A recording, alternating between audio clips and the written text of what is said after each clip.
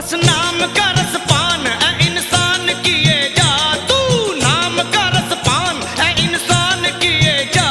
खुश हो